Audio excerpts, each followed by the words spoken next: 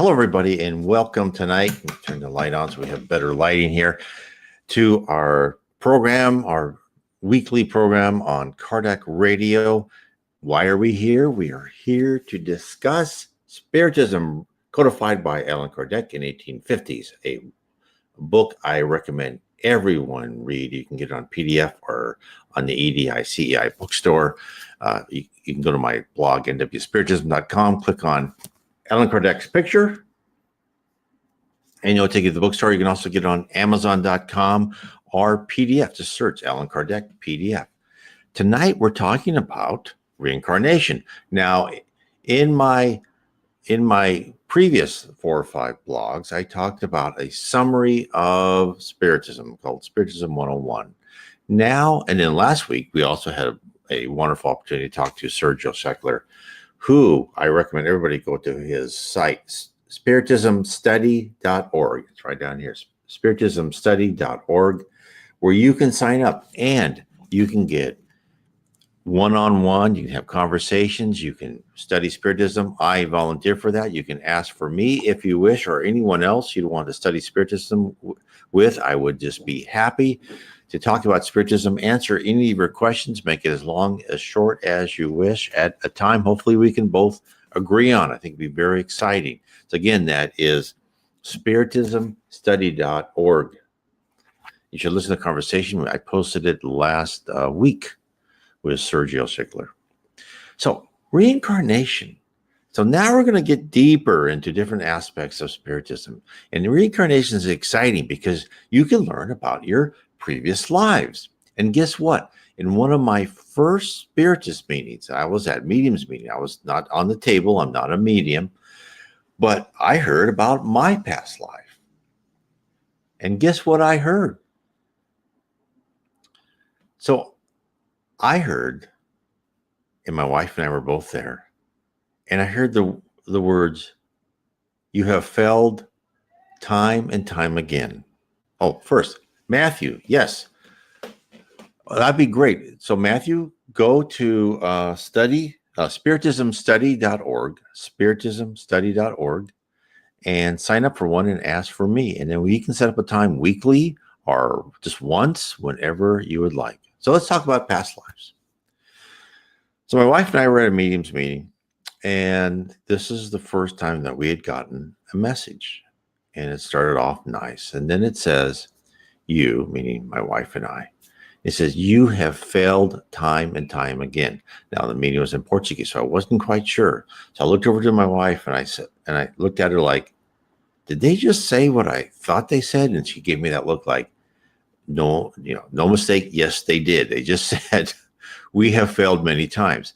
And what they told me about our past lives, that we have been in power. We have been in positions of responsibility. And guess what? We chose to make up money from the people instead of helping the people. Boy, doesn't that sound like politicians today? And whenever I think about, oh, that politician is corrupt, I think, oh, well, I think I've been there.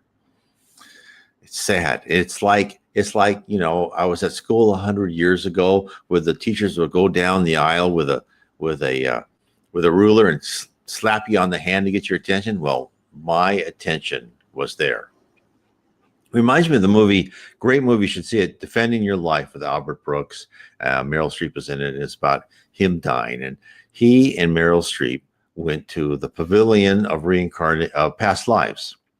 And she saw where she was like this valiant knight, and he saw where his past life, he was this native who was being chased by a lion. And afterwards he asked, "Well, who were you?" And she goes, "I was Prince Valiant." And then she goes, "Who were you?" And he goes, "I was Lunch." Which, it's now I'm beginning to think it's better to be Lunch than to be in a position too much power. Why? Because when you're in a position of power, you have the power to do a lot of wrongs. And therefore, you may have to spend a lot of your time in your subsequent lives learning and reacting to the bad karma that you caused in your life when you were important. That's why the spirits books, when it was asked, what's the hardest trial? And the answer was to be rich and powerful. And, a lot of us, we think about that and we go, well, I'll take that. I'll be rich and powerful. But when you think about it, when you are rich and powerful, what does that mean?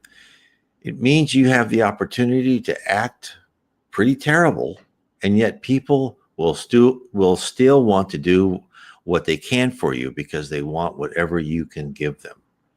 You are allowed to have your primitive emotions on your sleeve. You're allowed to be a jerk, and no one's going to call you on it.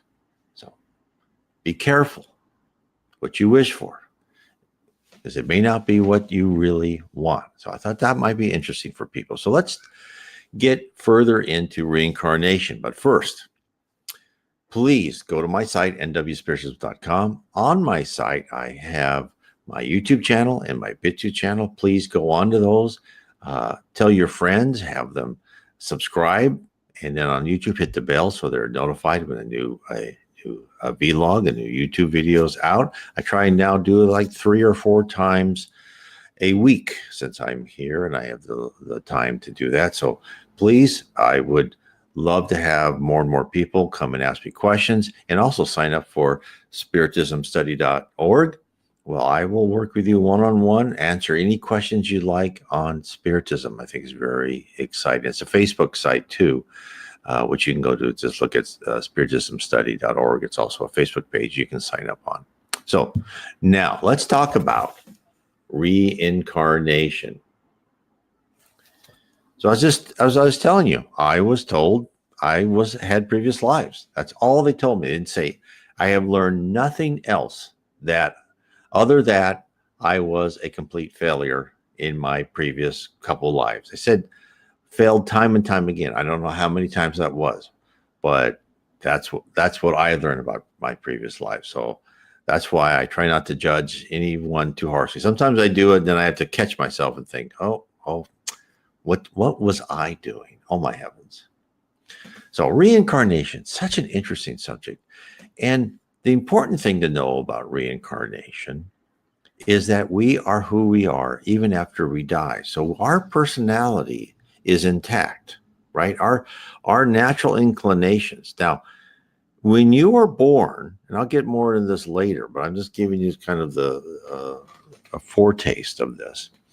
You are limited by the DNA of your parents. Yes, DNA doesn't make a big difference, but when you're a child, right, you're first until you're about 15 to 18, your personality can be molded by your parents. That's why hopefully we have good parents. People with bad parents, they must be going through some sort of trial. So then after 15, then you can tell sometimes, when some families have black sheep, why did that kid turn out? Well, that's because his true personality came out, and the family probably volunteered to take that primitive spirit into their family. So our personality comes out, our inclinations comes out. And we may not remember our past lives, but our personalities come out at that age. So let's think about this. So you have lived multiple lives. At times, you have probably been rich, poor, a servant, and a slave. Maybe even a king or queen, at least a member of the minor ability. Many famous people in the past have believed in reincarnation, such as Thomas Edison, Sir Arthur Conan Doyle, who wrote all the Sherlock Holmes series. They both believed in the spirit world and made attempts to communicate with the world beyond. There is a realm, a universe greater than ours, and it is filled with intelligences that we can only wonder at.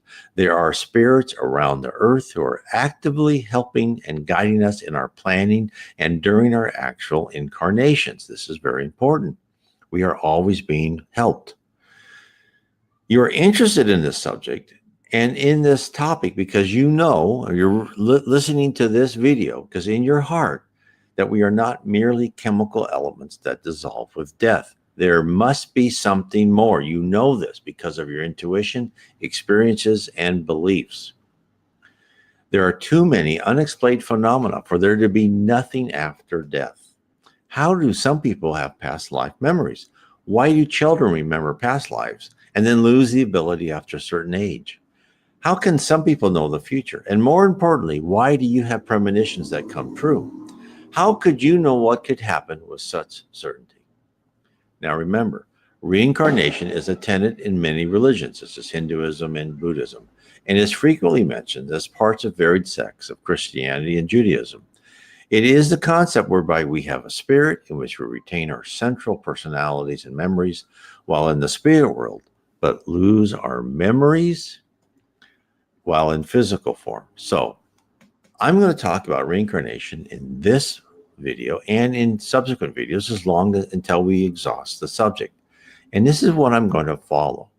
These are kind of the main categories I'm going to try and answer. Why do we reincarnate?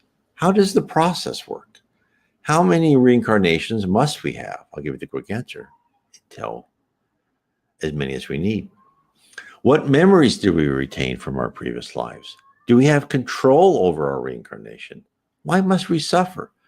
How may I ensure my next life is better? And how may I progress to being a perfected spirit? Now, these questions are all really answered through the doctrine of Spiritism. In the 1850s, the spirit world determined it was time for the human race to assimilate this knowledge in the hopes it would lead us to understand the need to improve our spirituality and to achieve a better balance between our desire for material goals and goods versus our desire to become a more spiritual being. Explore what is your role and where you are in this journey. This is why I'm telling you this. Determine your place and your future. Find out the reasons for your current tribulations and how to not only survive your trials, but prosper through them. Your journey in the different bodies at different times in different circumstances is not without a purpose. You begin as a primitive soul, and through successive lives, you're being molded into a perfect spirit. Now, this is a lot to think about. So let's first now is, why is reincarnation important? Well, it affects us completely, and it explains why we're here. And also, and I wrote the book, The Case for Reincarnation, because I believe it. I believe it, and not just from the mediums meeting I was at, but from other things, right? And it's so important. And do you know that over 20% of Americans believe in reincarnation, including people who are religious and people who aren't? I believe there's a groundswell of thirst for spiritual awakening throughout the modern world. We have discovered that living in a materialistic culture doesn't satisfy our need to believe and belong to a higher purpose. The concept of relativism, where there doesn't exist any concept of moral certainty, and unfettered capitalism, where the pursuit of more at the expense of everything else as a valued lifelong process, leave more and more of us cold and unfulfilled. We collectively learn to be part of something higher, a cause to make a difference. Unbeknownst to us, we are part of a plan to make the world better, a plan that started with the formation of the planet. Guided by the spirit world, each one of us is traveling through multiple lives, always with the goal of improving each time. Little steps are accomplished by whole generations with various calamities in between, but invariably we're marching forward at an imperceptibly slow pace to the objective, a just world. What that plan is, how reincarnation plays its part, and the role that you play is the subject of my talk. Yes, you immortal souls, even though you may not realize it, you are an integral fragment of the whole, and without your effort, the plan struggles to succeed. In presenting this plan, we must speak of God. Yet the thought of believing as God is anathema to many, because many of us associate that belief with all the hypocrisy of organized religions, the bigotry and smugness of those who absolutely know we will go to hell unless we believe, pray, and dress like them. This certainty, this unwavering faith in the unprovable, unnerves and repels our rational thinking and thwarts our longing to believe in a supreme power. We tend to associate a belief in the Almighty with simple naivete, low intelligence that we don't wish to be associated with. The contrary is, if you believe in the spirit world, if you believe in reincarnation, then you must return to the question of how can this be? How does this work? Why are we reincarnated? If speaking of God makes you uncomfortable, then use the label of divine force, supreme being, or master intelligence. All the words I have read used to denote an organization or an entity setting the dials and pulling the levers which control our destiny. God doesn't mind as long as you have love. Since we don't wish to have a religion or religious label forced on us, we drift to spiritualism, a vague, amorphous belief that we are able to communicate with spirits. But to what purpose? Why are there spirits wandering around in the first place? This is where Spiritism supplies the how, when, why, and where to your questions. According to Spiritism, there is a plan. Until we delve into the knowledge revealed to us, we shall remain perplexed about the spirit world. We know it's out there. After all, there are too many unexplained phenomena for it to be otherwise. How else do you explain past life memories or the similarities of near-death experiences, NDEs? There are simply too many points of unresolved occurrences and testimonials for it to be a simple manifestation of hysteria. We may know a friend or have felt the unexplainable ourselves, psychologists or other professionals, in dreaming up a name like sleep paralysis. For what happens when we wake with a visitation from a spirit and we are unable to move? Those little labels do little to clarify what actually transpired. In fact, sleep paralysis happened to me. I was 21. I was finished college. When I was 20, I was traveling around Europe. I was on the island of Kos, and I laid in my bed, and I could hear the dogs barking. And the dogs started barking closer and closer. It wasn't the dogs, it was like different dogs barking. It was like something was moving through the street, making the dogs bark. And then all of a sudden, I couldn't move. I struggled mightily to move. I could not move. And then I had this vision of going low over the water towards this beautiful, like, beach resort. And it's still, I was struggling to move again. And finally, I just struggled, and I was able to move. That was my first blush with the spirit world. That wasn't sleep paralysis. That wasn't a momentary thing. There was something there that either wanted to inspect me or hold me, or I don't know what, because I didn't think about it for, years, 20 years later, until I found Spiritism. That was the first thing that happened to me. So just like I had that experience, others of you have probably had experiences too. So therefore, in your heart, in the bottom of your being, there's a different universe out there, which as yet is hidden from our instruments and telescopes. The mind wrestles to reconcile the need for scientific proof versus the inevitability that's upon our death, we too shall be one with this alternate state. So it's time to free ourselves of the need to always appear in control and aloof to the mysteries of life beyond death. The stakes are too high to ignore, for there is a world beyond ours, what the Druids called the other world. It has been with us before the planet was formed and will be part of it after our sun burns out. The ancients, from the priests of Egypt to Greece and Socrates to the Druids and even to the early Christians, realized that we travel back and forth from one dimension to the other. They knew it was a requirement for all spirits that in order to grow, to learn, to love, to be fraternal, to participate in a just society, we have to live many lives to beat out our primitive impulses within us. Jesus said, to be saved, you have to be born again. Now, many people interpret that now as being baptized, but Jesus meant you had to be born again. He literally knew. He told us about reincarnation. When you learn about Spiritism, you learn that many things that Jesus said weren't mere parables. They were actually very directive statements. Very interesting. So, Spiritism brought us this information.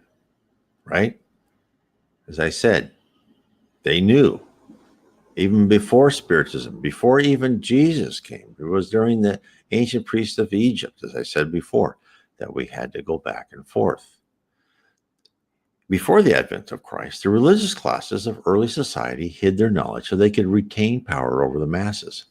For as people realized the true meaning of the cycle of birth, death, rebirth, and on, the ruling hierarchy would quickly see their hold diminish. They could no longer sell their services to promise rewards in heaven, for all would realize that it is a personal process.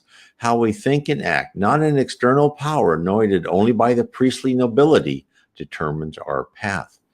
Finally, in the 1850s, all was exposed. Now, I don't want to take away from the fact that Buddhism and other, Hinduism, a lot of knew this already. But I think for a lot of the world, there's even another great step. This fact is, yes, even in Christian Spiritism, as Allan Kardec called it, Christian Spiritism, they said, this is the message we got from the Spirit of Truth, the Consoler that was promised to us in the New Testament.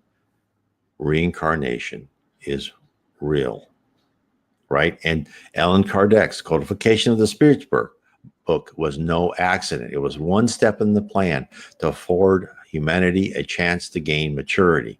Why would, many people believe, okay, the Old Testament and New Testament, they're the words of God, that's it, no more. Why would God not give us more and more information? Spiritism tells us that we're given more information as we can handle that information. Spiritism burst into the world scene in the 1850s. Allan Kardec, a pen name he was told to use by the spirits, he was not a medium. Notice that when he was present during seances, the mood was serious as opposed to the lighter, amusing conversations with more frivolous spirits. Being a methodical person, he wrote textbooks, taught science classes, provided free courses to the underprivileged.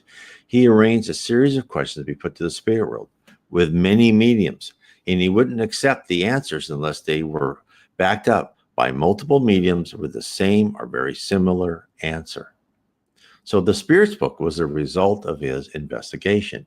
In it and his 4 other books is the full context of who we are, why we are here, and what our goal in life is.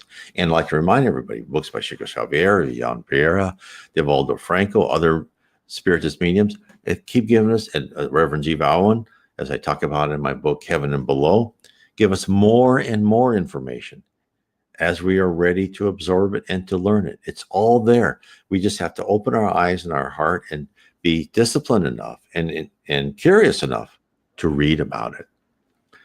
So, what were his major discoveries? Let me just quickly go through them. Who we are. We are immortal spirits. How we originated in the Spirits book is unknown. In other books I talk about it. There's more clues in later writings. Why are we here?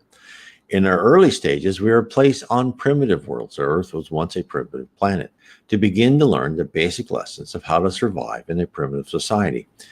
Now we are on a planet of atonement where we reside until we awaken to a higher level of thought. We shed our basic needs for survival and start to grow into our awareness of our needs of others. In other words, we have to work to shed our primitive emotions and become a higher spirit. And if you want to know who our goal is, right? Well, who is the example that we should live by? It is Jesus Christ. He is the example of a perfected spirit. So, what is our goal? In our quest to free ourselves of our basic instincts, we are sent to Earth to learn the teachings that we require and to learn from our mistakes we made while previously incarnated. The ultimate goal is to reach perfection, but our intermediate goal on Earth is becoming a well-rounded, loving, and honest person so we may advance to live on a regenerative world, which is the Earth will become next when the Earth society is ready for it. We are in that first beginning of that stage. And in a regenerative world, there is social justice. There's no envy, hatred. Obviously, it depends, right? It's not just a flip a switch. These things dissipate over time. And wars are mostly a thing of the past, right? This is all going to be gone, right? We'll live in a just world. Now, does Spiritism purport to be a religion? No. It is a doctrine, right? It is not a religion. There's no priest. Well, if you go to a Spiritist center, you'll hear talks like what I'm giving you right now. This is why studyspiritism.org is wonderful for that. Actually, it's a wonderful thing. It's spiritismstudy.org. Sometimes I reverse those words, so remember that, please. So, the big secret that Spiritism reveals is this. We are the entire focus of the spirit world around the earth. Our improvements, our success, our failures, our wars, and so on are the daily concern of the representatives from God under the leadership of Jesus Christ.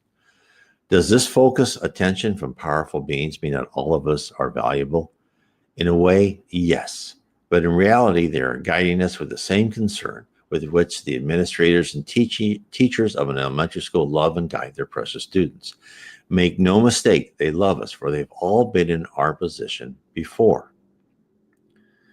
So as I said before, who else believes in reincarnation? So one of the most iconic inventors in American history believed in Spiritism, Thomas Edison.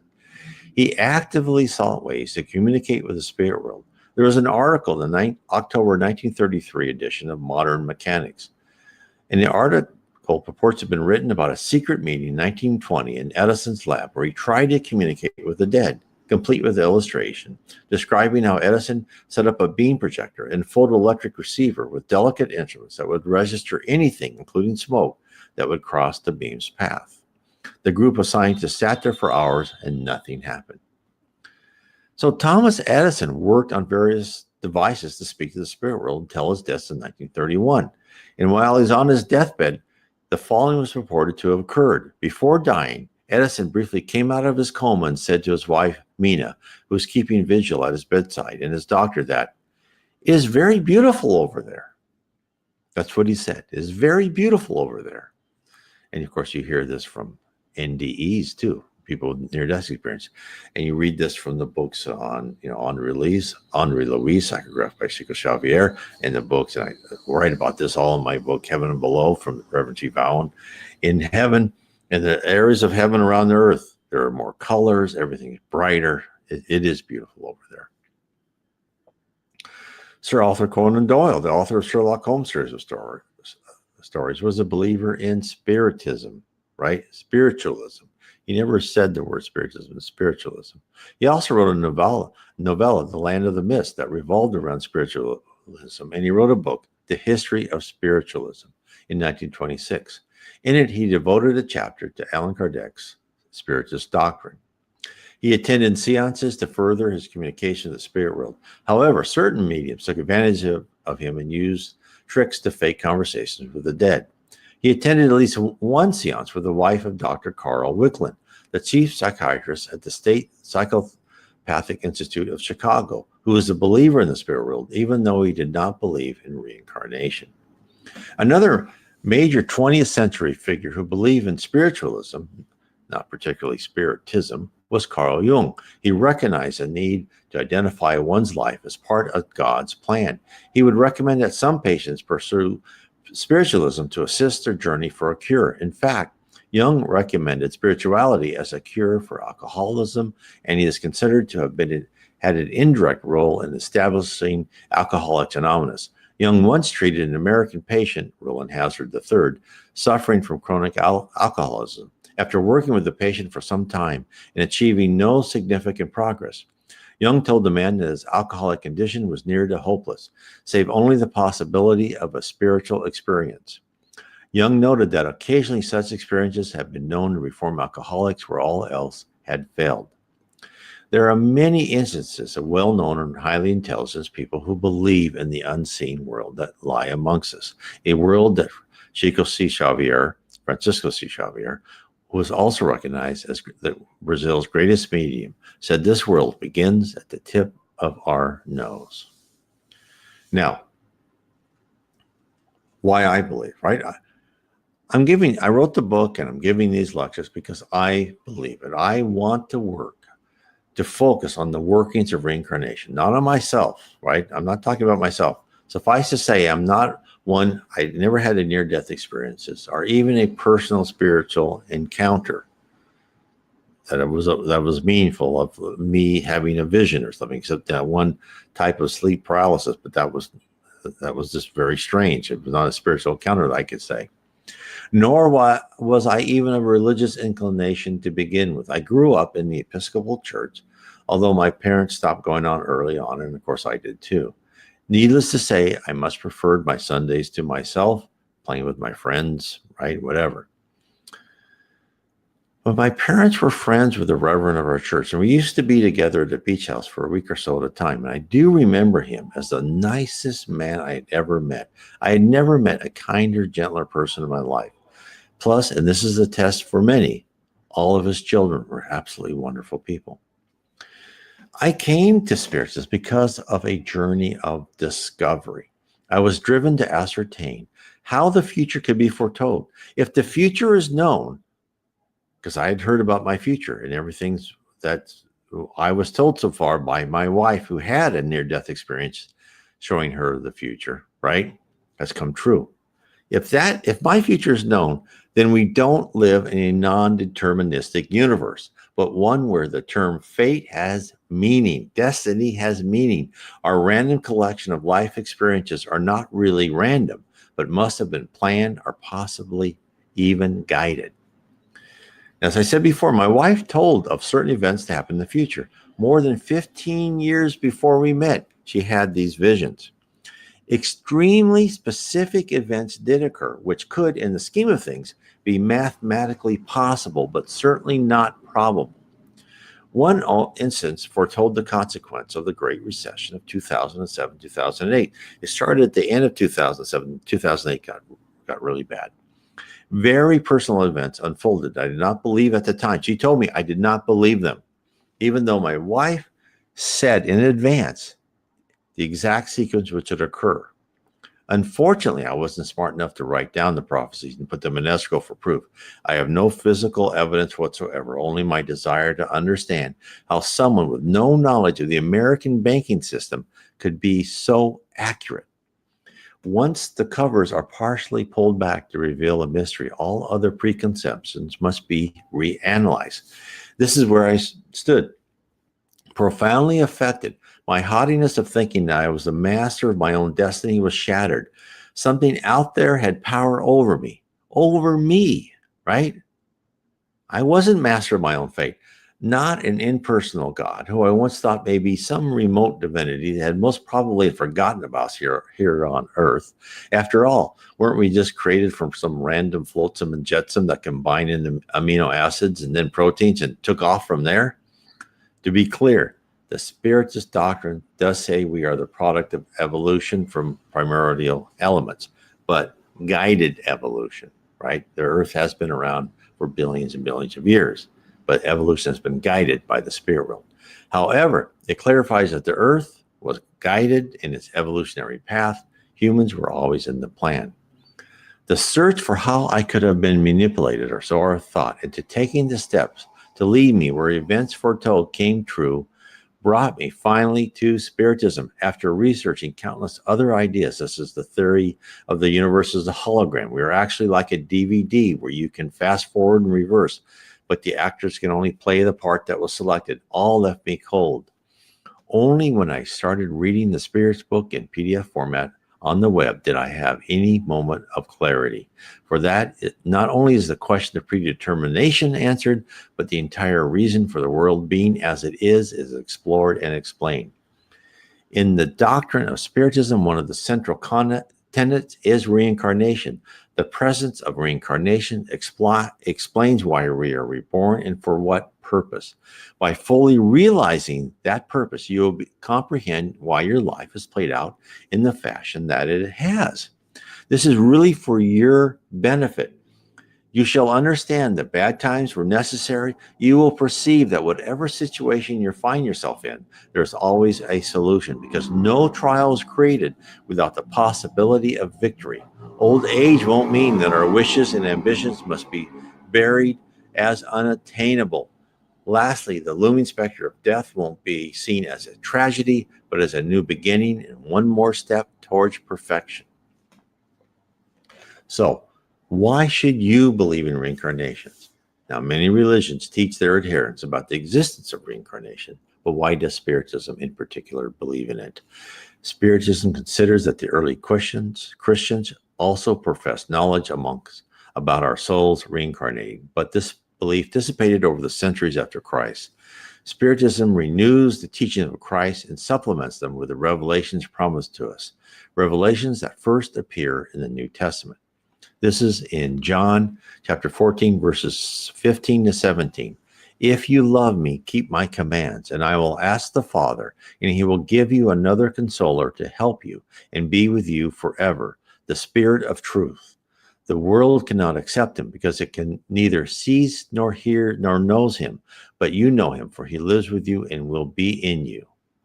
Then in John 14, verse 26, but the Consoler, the Holy Spirit, whom the Father will send in my name, will teach you all things and remind you of everything I have said to you. So what did the Consoler actually do?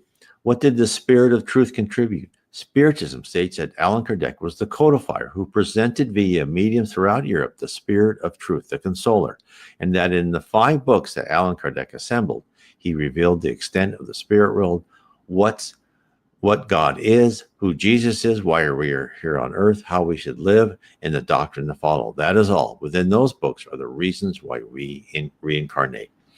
If one looks at the vast literature written about reincarnation covering our past life, childhood memories of past lives, as well as hypnotically obtained revelations that some people lived on other planets, there seems to be many disputed and disjointed facets. In truth, however, the general principles correspond with the Spiritist teaching.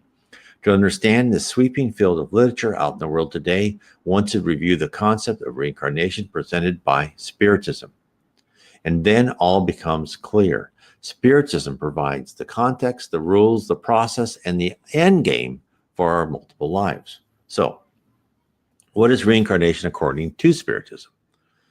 The doctrine of Spiritism maintains that the goal of God and for Jesus, all of us as children of God, is to become pure spirits. Each of us, through our own efforts, slowly advances towards the perfection. We will never reach a goal of absolute perfection, but we should come as close to pure love and harmony within the universe as possible. We are all immortal spirits. Therefore, we have until the end of time for our journey.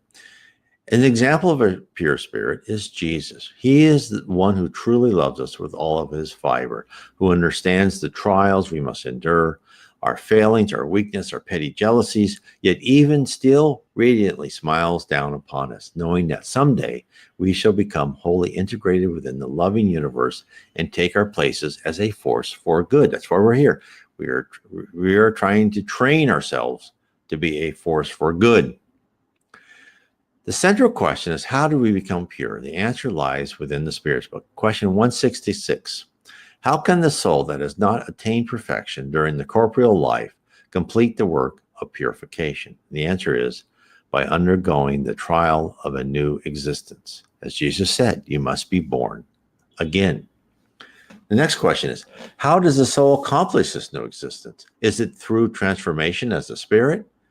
The answer is the soul, in purifying itself, undoubtedly undergoes a transformation. But in order to effect this transformation, it needs the trial of a corporeal life, a physical life. The question then, the soul then has many corporeal existences? The answer was yes. We all have many existences. Those who maintain the contrary wish to keep you in the same ignorance in which they are themselves. And the answer was, the next question is, it would seem to result from this statement that the soul, after having quitted one body, takes another one. In other words, that it reincarnates itself in a new body. It is thus that this statement is to be understood? And the answer is evidently so. Therefore, to ascend, we must accept the task of being reborn in a physical body. There are lessons that only can be learned through a bodily existence. But why do we need to reincarnate multiple times? Well, I think everyone knows that answer, but let me go through it. Multiple lives are required because one life alone doesn't supply all the lessons needed for us to ascend. The spirit Andre Luis wrote many books, psychographed by Chico C. Xavier, in which he goes into great depth about the various aspects of the spirit realm. In one book, he explores the need for us to be reborn over and over again. Andre Luis was assigned to a group of spirits who assisted people leaving their earthly life in the book Workers of the Life Eternal, where he underwent numerous experiences at people's bedsides and witnessed the dramas that swirled around them. He weighs the frequent scenes of stories and people struggling to depart and comes to this conclusion. This is what he says. Studying use cases of death has enriched my knowledge in the field of mental science. The spirit, eternal in essence, makes use of matter, transitory in its associations, as didactic material that evolves more and more in the spirit's never-ending course of experience towards integration within the supreme divinity. What does Andre mean by didactic material in this instance? One of the definitions of didactic is teaching or intended to teach a moral lesson. Therefore, as we continue learning in the spirit world and travel through various physical trials on earth, we accumulate moral lessons that in turn influence our physical bodies and our personality and character and the structure of our brain as we are reborn. Not only is our intellectual being as a spirit important, but the physical makeup of our human form is vital for our involvement on our planet and for our eventual elevation as spirits. Given all that he has seen, Andre fully realizes the need for multiple attempts at learning in our physical bodies. This is what he says. Hence the reasons for the complex activities of this evolutionary road, the countless diversities, the multiplicity of social positions, the degree of abilities, and the levels of intelligence on the various planes of life. Think about that. Look, sometimes you're too smart in your previous life, and in your present life, it's like, no, we're going to make you a little bit lower on the IQ scale. These things happen. Therefore, when you see someone you think is a complete idiot, that person could be a genius in a previous life, but they were deliberately throttled back because they had emotional trials to go through, not intellectual, and they were using their intellect probably to stall their emotional growth. So this is what Andre says. Hence the reason for the complex activities of the evolutionary road, of countless diversities, the multiplicity of the social positions, the degree of abilities, and the level of intelligence on the various planes of life. So what he said was a wonderful revelation. We all go through periods of high social positions, living life with riches and being the smartest person in the room. Although we also live in the opposite position. Truly, this knowledge must cause us all to be humble, right? Being trapped in the material body affords us the opportunity to learn what is not possible to apprehend in the spirit world. While certainly one can gather intellectual knowledge, the building of our emotions of faith, charity, honor, and love are rooted in the pain and suffering we are exposed to in the physical world. The Spirit's book backs up my thesis. Is the secondary question to question 175. The question is, would it not be happier to remain as a spirit?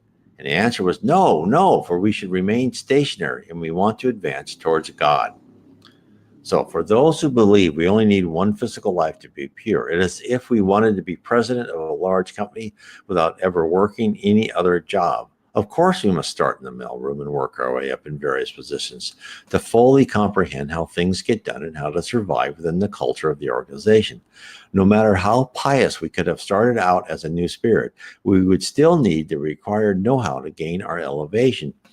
Only through rigorous trials do we have the right mixture of beliefs and knowledge to reincarnate with good prospects of success and to be a valuable worker in the spirit realm. Hence, we do need to accumulate a mountain of instances and encounters from all social, cultural, and physical environments. We are on a task to build a strong foundation upon which we can amass ever more knowledge and possess the wisdom to utilize it appropriately. So where do we begin to lay the base for our future? The answer, once again, lies in the Spirit's book. Question 172.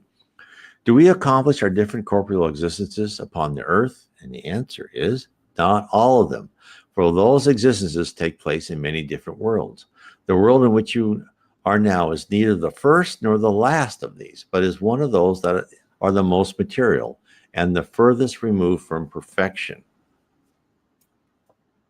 Question 173. Does the soul at each new corporeal existence pass from one world to another, or can it accomplish several existences on the same globe?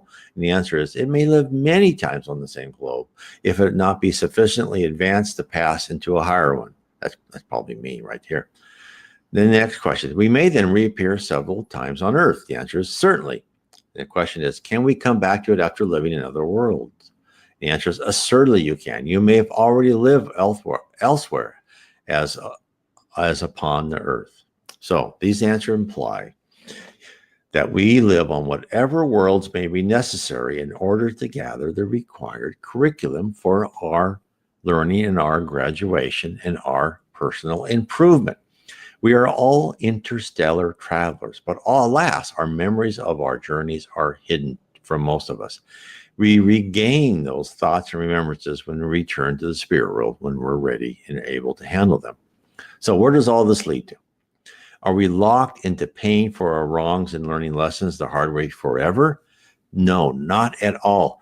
At some time in the future existence, when we have built a foundation of experiences that enable us to gather more knowledge and retain our humbleness and capacity to love without any urge to act superior, our next step is to be promoted to a world of regeneration. And the world of regeneration are described in Allan Kardec's The Gospel According to Spiritism. This is what he says. This is what you have to look forward to. This is hopefully a motivation for you to perfect yourself spiritually. Regenerative worlds serve as a transition between worlds of expiation and worlds of bliss. The repentant soul finds peace and repose on them and ends up purifying itself. Of course, on such worlds, humans are still subject to the laws that govern matter. Their humanity still experiences your sensations and desires, but it is free of the muddled passions that enslave you. On regenerative worlds, there is no longer the pride that renders your heart silent, the envy that tortures it, and the hatred that suffocates it. The word love is written on every brow. A perfect equity governs social relationships, and all acknowledge God, endeavoring to evolve towards Him by following His laws. And let me tell you, regenerative worlds are about one stop. There are more advanced worlds that await us as we climb up the ladder to perfection. Most certainly, the description of a regenerative world is one of an earthly paradise to us, given our frame of reference. Though we must reincarnate, our lives in such a world would not be as brutish and full of drama that tears away our quest to be calm. This is a world where one can be happy, one can be happy and free to focus on the education that we agreed to before being reborn. As one can see, there is no shortcut. No payment can be made to the right person to skip our trials. After all, a child can't become an adult in an instant. Even though that child may be an extraordinary genius, the child must still grow emotionally so that he or she can focus his or her intellectual energies at the right target. To all of us here reading at this very moment, listening at this very moment, I should say, we are all the same. The variations that we perceive to be so great are but minuscule to an observer from the spirit world. We are but a mass of unruly students learning how to behave in an adult's world. Now that we know why we are subject to the reincarnation, I will start talking in my next Sunday, about how it actually works. So please, tell your friends to join us next Sunday at the same time on Kardec Radio Facebook page, where I stream live talking about Spiritism. Now, next Sunday will be how reincarnation works. I'll go on and on. Please tell your friends, share this video to other of your Facebook pages. Go to my blog, nwspiritism.com. Please subscribe to the YouTube or BitChute channel I have. You'll see links to that on the left-hand side. And check out Spiritism books. You can, of course, as I said before, click Allan Kardec's picture and you'll get to the EDICI bookstore. You can also find my books. My book I'm really talking about now is The Case for Reincarnation, which is a lot of what we're saying here today. I go over in even greater depth. And if you want to know a lot more about heaven and the processes and like that, you can read my book, Explore Your Destiny, or read the first book in a series of 3, Heaven and Below, where I really tell you a lot more information from the spirits to the Reverend G. Val Owen, who is a Anglican reverend, a vicar in the early 20th century in England. So I want to say God bless everybody tonight. Thank you for listening, and have a wonderful week. And I hope to see you all next week. God bless.